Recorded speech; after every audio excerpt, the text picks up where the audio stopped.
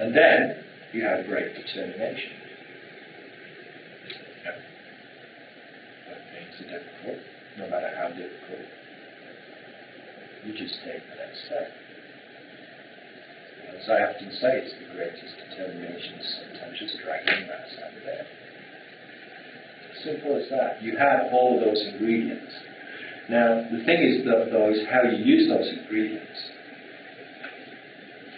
And again, that's the wholehearted endeavor. All you have to do is engage them, use them.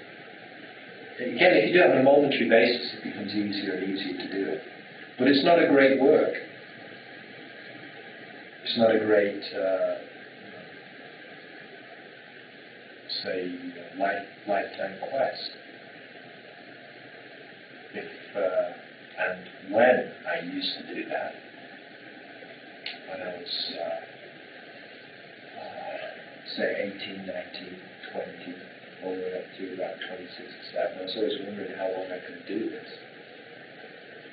The thing is, it's not a matter of that. All you have to do is enlighten this moment. Illuminate this moment. Shed the light of your own light. So, what is this? Because all of your life is this way. It isn't about a whole chunk of time. It isn't even about a whole chunk of session. It's about how you live this moment. And then that's a very freeing and liberating thought. It's not that there won't be other moments that occur like this, and it's not that you won't get tired. You will. But the important thing again is just to learn this. As soon as you start dragging around the history and the projection, it becomes a lot easier to live. I just remember Sogen Roshi's great enlightenment. Sogen Yamakawa Roshi was telling us of when he went into Shogenji in Japan, one of the top training monasteries there. It's a very tough monastery. And he was a fairly weak kid, and when he went in there at 18, 19, within a few weeks he realized that he really didn't have the strength to do it. So he was really going through his own head. And luckily, he wasn't a Westerner in this case. But I quit. I left good. But in Japan, his whole family would lose faith. He would lose faith. His whole family would lose faith if he quit. So he goes, I've got to find a way of getting through this with honor. So he goes, I've got it. I'm going to work twice as hard as everybody else. And then carry one second rise and then carry two. When work is up, I'm going to volunteer, and I'm basically going to pass out and do the effort. Then I can go home and they'll realize that I wasn't strong enough to do it. So there he is after 6 weeks, and he's realizing he's getting stronger. Not only is he getting stronger, as one night he sat there and they have this thing in training monasteries is that every person before you is your senpai, or actually it means like a teacher. Even if they step forward like 1 second into the monastery before you do, that's your senpai. And then what happens is at the end of the day, there's late night sitting called Yaza.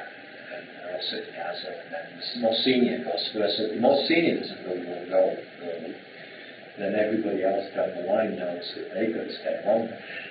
And so if the senpais are not feeling that great, they want to sort of punish the others, they'll wait an hour or two, and then they'll leave. So there's Sogen Roshi's about 1 o'clock in the morning, and he's the last split 1 or 2 there. And instead of going, oh God, I've only got 2 hours of sleep left, he goes, wow, I've got 2 hours of sleep. And there's a switch. Simple switch. Instead of everything being a weight.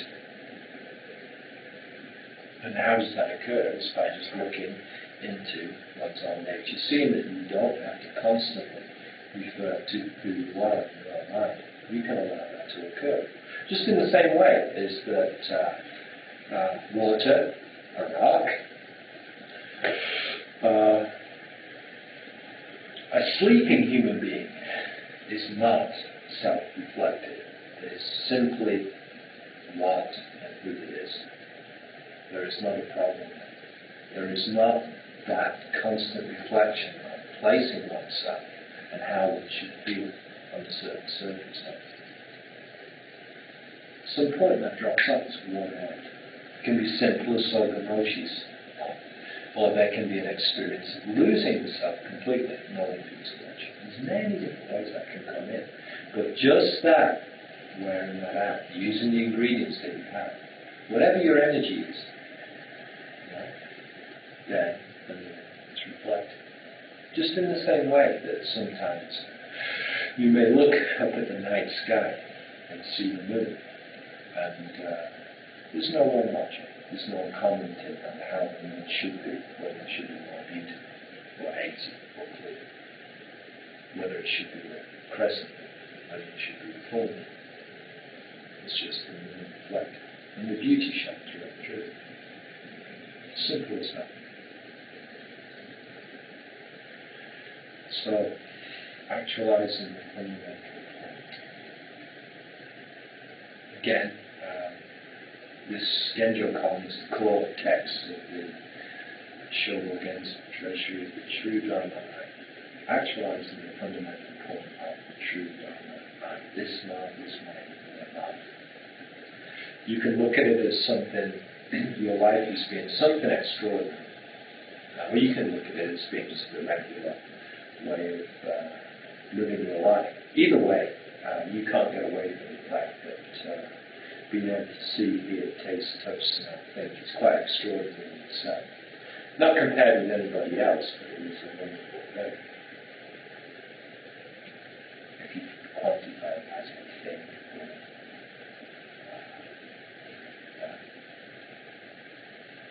So, we have another day of this session. The words of the ancestors are very encouraging. Their example has come down to us constantly from the time of Shakyamuni Buddha, all the way through the Zen traditions, Buddhist traditions, all these very many different traditions.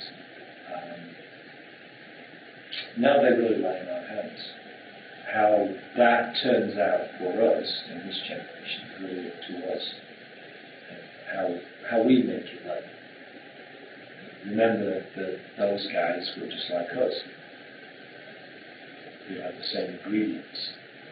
The times that they were in history were either busy, full of strife, warfare, golden ages. But no matter what, is that they used whatever conditions there. They were reflected in the conditions of the day. That's all that you really have to do. But the important thing is how you're true to yourself, how much you really learn what you have, how much you appreciate the momentary teachings that come in. The teachings of light, sound, people, animals. There's no lack of that. Just again is the moon. Even though we may only see it half the time, it's on the other side of the planet, the moon's always shining, even when it is occluded by the earth. It's always there, even if it's like a black ring in the sky.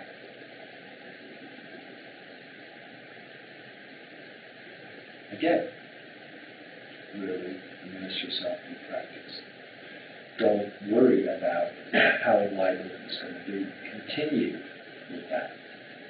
And there will be Buddhists who don't necessarily know the Buddhists, continue to go on actualizing the Buddha. Okay, thank you.